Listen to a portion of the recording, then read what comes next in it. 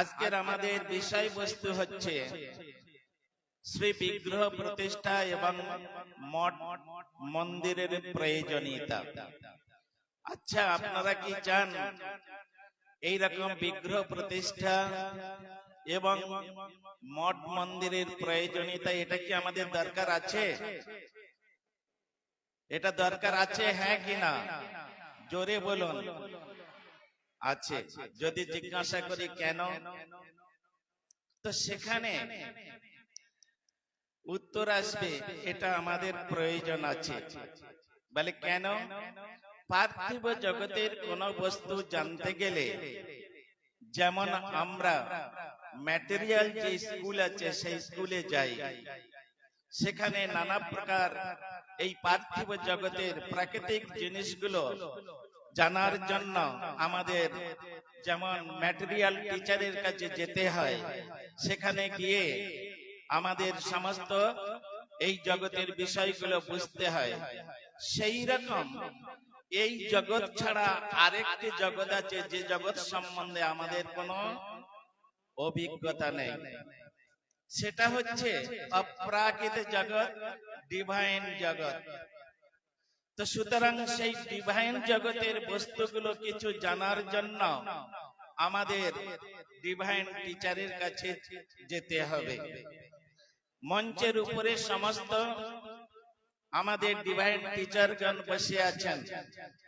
এনারা সমস্ত অপ্রাকৃত জগতের বা ডিভাইন জগতের সমস্ত বিষয়বস্তুগুলো আমাদেরকে দান করতে পারেন বা বুঝাতে পারেন, আমাদের হৃদয়ঙ্গম করিয়ে দিতে পারেন। শ্রীল প্রভুপাদের ভক্তি সিদ্ধান্ত সরস্বতী গোস্বামী ঠাকুরের বিচারে আমাদের এই মঠ মন্দিরের প্রয়োজনীয়তা আছে। যেমন সরকার প্রত্যেক গ্রামে গ্রামে, প্রত্যেক পাড়াতে পাড়াতে, প্রত্যেক শহরে নানা প্রকারের সমস্ত স্কুল, কলেজ ইত্যাদি করে দেয়, সেখানে আমরা শিক্ষা অর্জন করার জন্য এই সমস্ত করে যায়। সেই রকম ডিভাইন বস্তুকে জানার জন্য আমাদের প্রত্যেক ওই রকম পাড়াতে পাড়াতে বা গ্রামে গ্রামে, শহরে শহরে এই প্রকার আমাদের এই ডিভাইন স্কুল, মঠ মন্দির হচ্ছে, এটা হচ্ছে একটা স্কুল। এটা জেনে রাখবেন। এখানে পারমার্থিক বিষয় শিক্ষা প্রদান করা হয়, যেখানে জাগতিক বস্তু জানার শেষ হয়ে যায়, আর জানার কোনো বস্তু থাকে না। সেখানেই শুরু হয় ডিভাইন বস্তুকে জানার জন্য। এই জন্য গীতার মধ্যে বলেছেন জ্ঞান বিজ্ঞান যোগ। জ্ঞান বিজ্ঞান যোগ, যেখানে জাগতিক জ্ঞান সমাপ্ত হয়ে গেছে, জাগতিক জ্ঞান আর যেখানে কুল কিনারা পাচ্ছে না, সেখানেই শুরু হয় বিশেষ রূপে যে জ্ঞান। বিশেষ জ্ঞানের দ্বারাই যে বস্তু অর্জন করা যায়, বুঝে নেওয়া যায়, সেটা হচ্ছে বিজ্ঞান। এবং সেই বিজ্ঞান হচ্ছে পারমার্থিক জ্ঞান। সেই জ্ঞানকে আমাদের জানার জন্য, বোঝার জন্য, উপলব্ধি করার জন্য এই রকম ডিভাইন স্কুল আমাদের প্রত্যেক গ্রামে গ্রামে দরকার। তাহলে আমরা কোনোদিন আমাদের যে লাইফটাকে আমরা কোনোদিন বিপদগামী হতে পারি না বা বিপদে চলতে পারি না। কারণ গুরু বৈষ্ণবগণ আমাদের যখন টিচিং করবেন, তখন আমাদের লাইফটা অন্যভাবে তৈরি হবে। শ্রীল প্রভুপাদ বলেছেন, এখানে আজকের এই যে বীরভূম ডিস্ট্রিক্টে এত সুন্দর একটি মন্দির, সুরম্য মন্দির, সুসজ্জিত অবস্থায় বিগ্রহগণ প্রতিষ্ঠিত হলেন। আজকের আপনারা এখানে সকলে এসেছেন, কিন্তু কালকের তো সকলে আসবেন না। আসবেন? সকলে আসতে পারবেন প্রতিদিন, এভরিডে আসতে পারবেন না। তাহলে প্রভুপাদ বলছেন, যদি আপনারা এই মন্দিরে প্রতিদিন আসতে না পারেন, আমরা যদি এই মন্দিরে আসতে না পারি, তাহলে কি করতে হবে? আমাদের হৃদয়টাকে একটা অপরূপ সুন্দর মন্দির বানান, হৃদয় মন্দির।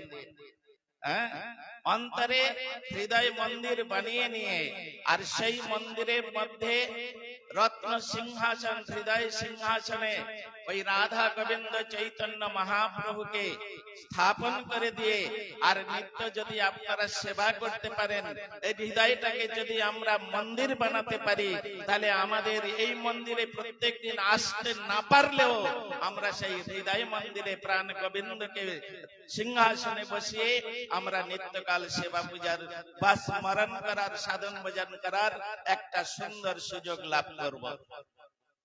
সুতরাং এই যে বিষয়বস্তুগুলো, এগুলো আমাদের অবগতির জন্য এই সমস্ত মঠ মিশন এখানে নানা প্রকার সমস্ত শিক্ষা প্রদান করতে হয় বা করা হয়।